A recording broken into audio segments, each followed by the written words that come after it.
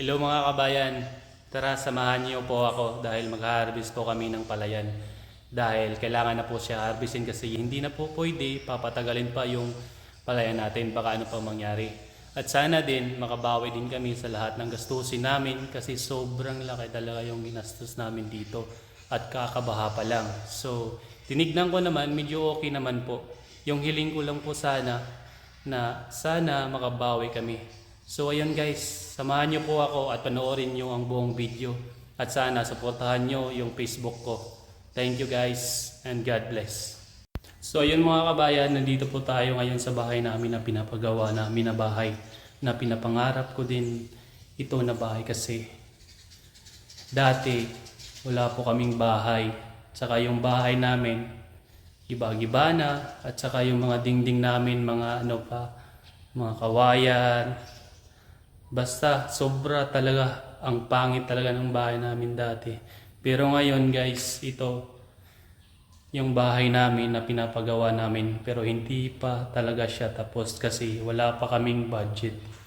So ayun, kaya ako nandito kasi mag-harvest po kami ngayon. So sabi ko nga sa inyo kanina, nasamahan niyo ako. So ito nga yung bahay namin. Tsaka may mga upuan kami na pinapagawa namin. Pero kulang pa yun kasi wala pa yung mga lamisa namin. Pero ito yung TV namin. Hindi ko alam kung anong size niyan pero yung alam ko parang 16 or ano yun, 22. Hindi ko alam guys. So mayroon kaming maliit na ref. Tapos dito naka-tiles na din pero doon kulang pa. At saka doon sa likod kulang pa din siya kasi kailangan namin mag-ipon muna ng pera para matapos doon sa likod.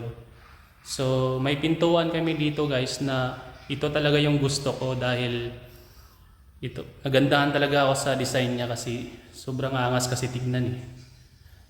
So dito naman sa itaas, kulang pa, hindi pa napapinturahan kasi yun nga, wala pa tayong budget. Kailangan natin mag-ipon. At sabay-sabay talaga yung nagasto namin kasi nagpapatanim pa kami ng mga palay. Tapos mayroon pa kaming mga utang. So ayun guys, ito lang yung ipapakita ko sa inyo doon sa labas. Hindi na lang muna kasi hindi pa nalinisan ni lahat. So ayun guys, sana suportahan nyo ako dahil pangako ko sa inyo gagandahan ko pa. Bali dito mga kabayan, green pa kasi hindi pa pwede harvestin. Siguro mga 2 weeks pa before bago ma-harvest to. Pero doon sa unahan doon na kailangan ng harvestin. Doon tayo pupunta mga kabayan. Panoorin nyo mga kabayan. So ayun na mga idol. Ito na, ready na tayo mag-harvest ng mga palay.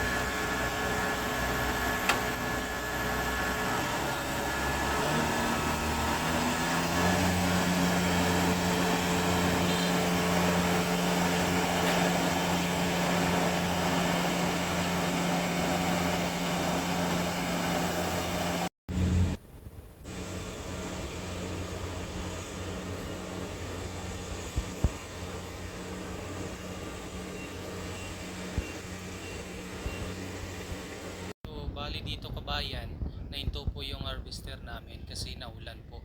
So sabi ko sa kanila, kuya pahintuin na lang natin kasi baka maano pa yung palay natin. At dito naman, tinatakpan ko na lang kasi baka mabasa pa ng ulan, sayang. Umulan